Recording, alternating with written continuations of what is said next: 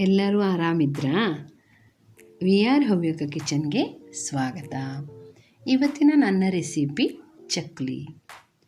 ಇವತ್ತಿನ ನನ್ನ ವಿಡಿಯೋದಲ್ಲಿ ನಾನು ಚಕ್ಲಿ ಮಾಡೋದು ಹೇಗೆ ಅಂತ ಹೇಳ್ಕೊಡ್ತಾ ಇದ್ದೀನಿ. ಚಕ್ಲಿ ಮಾಡೋದಕ್ಕೆ ಬೇಕಾಗಿರುವಂಥ ಇಂಗ್ರೀಡಿಯೆಂಟ್ಸ್: 1 kg ಅಕ್ಕಿಯನ್ನು ತಗೊಂಡಿದ್ದೀನಿ. ಅದಕ್ಕೆ 50 ಗ್ರಾಮ್ ಆಗುವಷ್ಟು ಕಡಲೆಬೇಳೆ ತಗೊಳ್ಬೇಕು.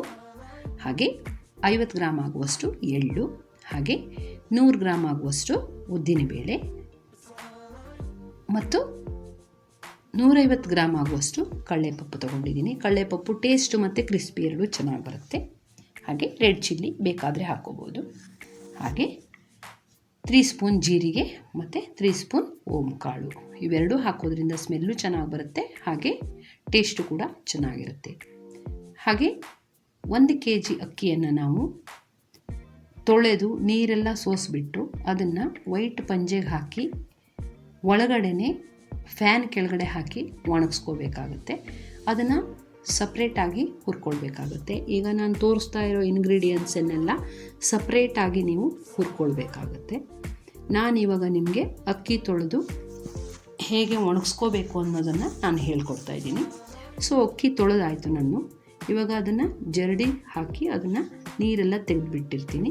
ಹಾಗೆ ಬಿಳೆ ಪಂಜೆ ಹಾಕಿ ಅದಕ್ಕೆ ಚೆನ್ನಾಗಿ ಫ್ಯಾನ್ ಹಾಕಿಬಿಟ್ಟು ಚೆನ್ನಾಗಿ ಒಣಗಿ ಹಾಕಬೇಕಾಗುತ್ತೆ.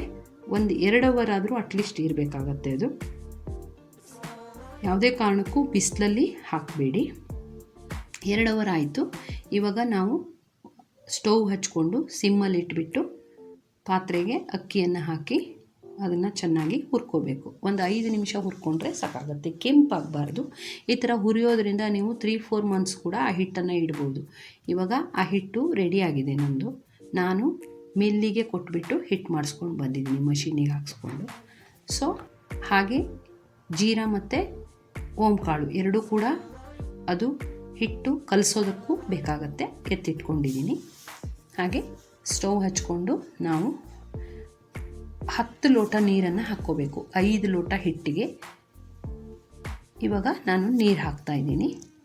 ಹಾಗೆ ಓಂಕಾಳನ್ನು ತೊಗೊಂಡು ಕೈಯಲ್ಲಿ ಸ್ನ್ಯಾಶ್ ಮಾಡಿ ಹಾಕಿದ್ರೆ ಅದು ಸ್ಮೆಲ್ಲು ಚೆನ್ನಾಗಿ ಬರುತ್ತೆ. ಹಾಗೆ ಜೀರಾ ಕೂಡ ಅದೇ ರೀತಿ ಮಾಡಬೇಕಾಗತ್ತೆ. ನೋಡಿ, ಇವಾಗ ನಾನು ಅದನ್ನೇ ಮಾಡ್ತಾಯಿದ್ದೀನಿ. ಎರಡೂ ಕೂಡ ಮಿಕ್ಸಾಗಿ ನೀರಲ್ಲಿ ಸ್ಮೆಲ್ ಚೆನ್ನಾಗಿ ಬರುತ್ತೆ. ರುಚಿಗೆ ತಕ್ಕಷ್ಟು ಉಪ್ಪು ಹಾಕ್ಕೋಬೇಕಾಗತ್ತೆ. ನಾನು ಕಲ್ಲುಪ್ಪೇ ಬಳಸೋದು. ನೋಡ್ಕೊಂಡು ಹಾಕಿ ಉಪ್ಪನ್ನು, ಜಾಸ್ತಿ ಆದರೆ ತಿನ್ನೋಕ್ಕೆ ಟೇಸ್ಟ್ ಆಗಿರಲ್ಲ, ಗೊತ್ತು ನಿಮಗದು. ಇವಾಗ ಚೆನ್ನಾಗಿ ನೀರು ಕುದಿಬೇಕು. ಇವಾಗ ದೊಡ್ಡದಾಗಿ ಗ್ಯಾಸನ್ನು ಹಚ್ಕೋಬೋದು, ನೀವು ಸಿಮ್ಮಲ್ಲಿ ಇಟ್ಕೋಬೇಕು ಅಂತ ಏನಿಲ್ಲ. ನೋಡಿ, ಕುದೀತಾ ಇದೆ. ಇವಾಗ ಚೆನ್ನಾಗಿ ಕುದ್ದ ಮೇಲೆ ಹಿಟ್ಟನ್ನು ಹಾಕಿ, ಹಿಟ್ಟು 10 ನಿಮಿಷ ಅದರೊಳಗಡೆ ಬಾಯ್ಲ್ ಆಗಬೇಕಾಗತ್ತೆ.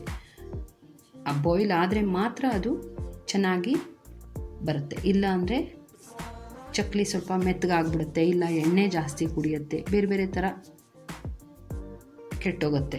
ಸೊ ಅದರಿಂದ ನೀವು ಚೆನ್ನಾಗಿ ಅದರೊಳಗಡೆ 10 ನಿಮಿಷ ಬಾಯ್ಲ್ ಮಾಡಲೇಬೇಕು. ಈ ಪ್ರೋಸೆಸ್ಸು ತುಂಬ ಇಂಪಾರ್ಟೆಂಟು.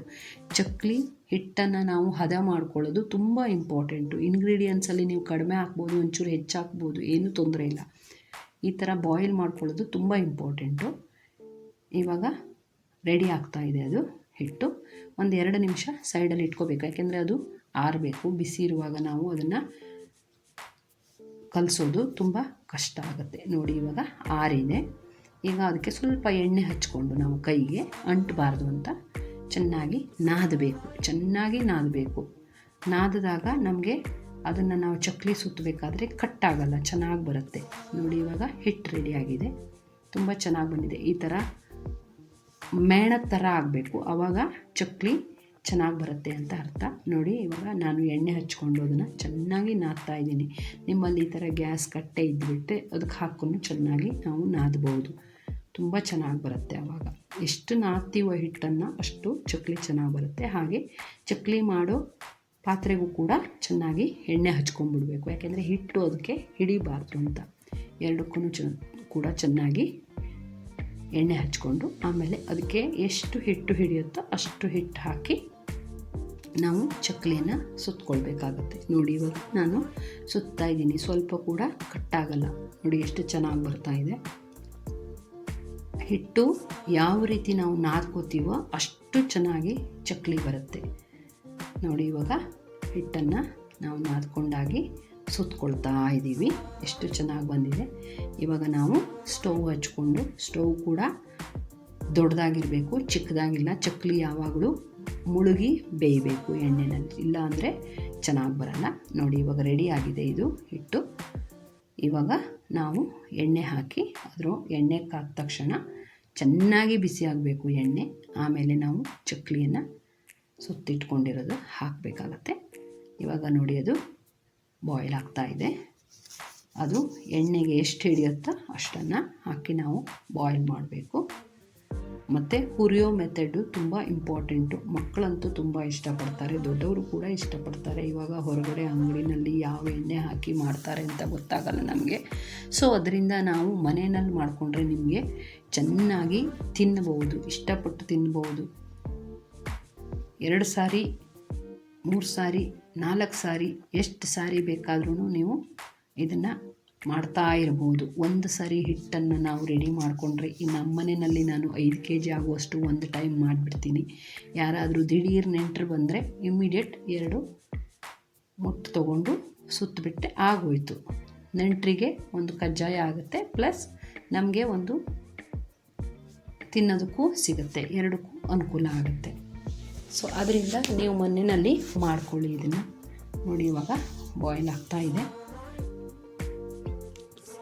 ನೋಡಿ ನಿಮಗೆ ಗೊತ್ತಾಗ್ತಾ ಇದೆ. ಚಕ್ಕಲಿ ಒಂದು ಟ್ರಿಕ್ಸ್ ಇದೆ, ಏನು ಅಂದರೆ ಚಕ್ಕಲಿ ಬೆಂದಿದೆ ಅಂತ ಗೊತ್ತಾಗೋದಕ್ಕೆ ಅದು ಸೌಂಡು ಕಡಿಮೆ ಆಗ್ತಾ ಬರುತ್ತೆ, ಆವಾಗ ಇದು ಚಕ್ಕಲಿ ಬೆಂದಿದೆ ಅಂತ ಅರ್ಥ.